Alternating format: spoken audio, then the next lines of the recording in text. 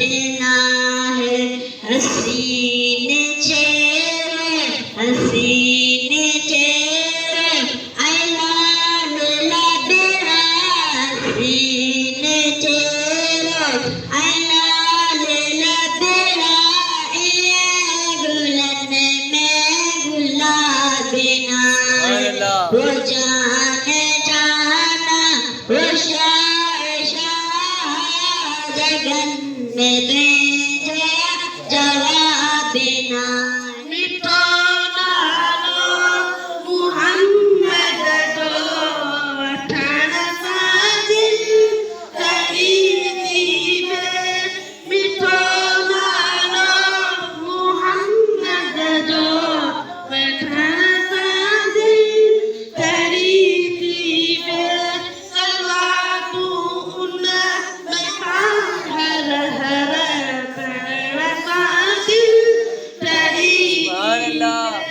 जिलानी आ जिलानी मुर्शिद मुझे जिलानी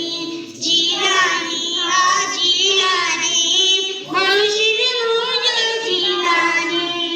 आशिक माया अब्दुल कादर जो आशिक माया अब्दुल कादर जो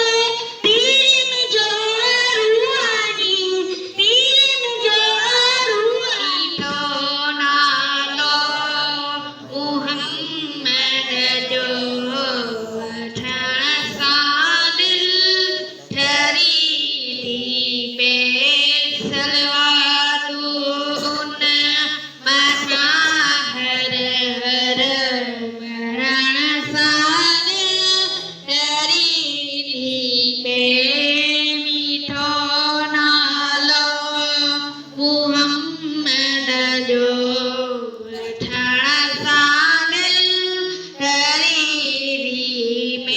दीदार आज लेके दुनिया में ओए दीवाना लगी तो दीदार आज लेके दुनिया में ओए दीवाना अस्हाबे बैरुन पर प्यार में परवा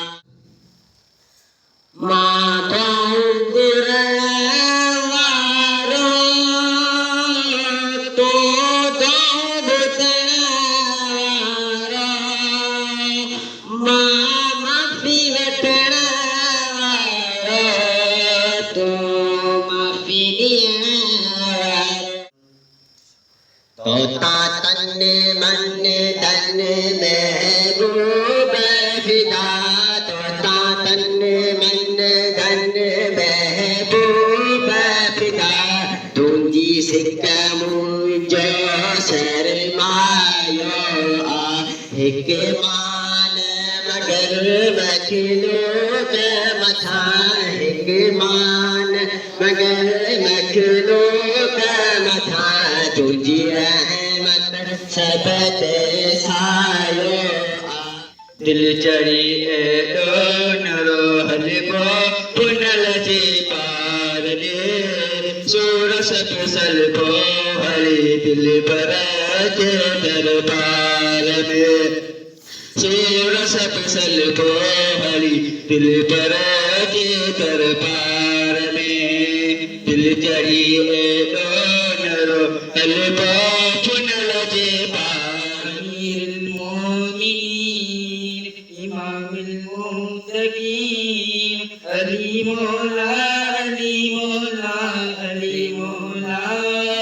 हसीनन में हसीन सचो साच के अमीन अली मौला अली मौला अली मौला। मज़ीद इस्लामी वीडियो ॾिसण जे लाइ असांजे चैनल सिंधिशान इस्लामिक टीवी खे सब्सक्राइब करियो ऐं फेसबुक ते फॉलो करियो ऐं यूट्यूब ते फॉलो करियो। अल्लाह ताला तव्हांखे मज़ीद बरकत अता फ़रमाए। माशाअल्लाह ये बज़म गौसिया जेको सुमार जे रात थींदी रहंदी आहे। माशाअल्लाह अल्लाह ताला तालिब इल्म खे दुनिया आख़िरत जो अज़ीम बरकतूं अता फ़रमाए ऐं उन इल्म में मज़ीद इज़ाफ़ो फ़रमाए। आमीन। अस्सलामु अलैकुम वरहमतुल्लाहि वबरकातुहू। माशाअल्लाह जज़ाकल्लाहु खैरा फ़िद दुनिया वल आख़िर।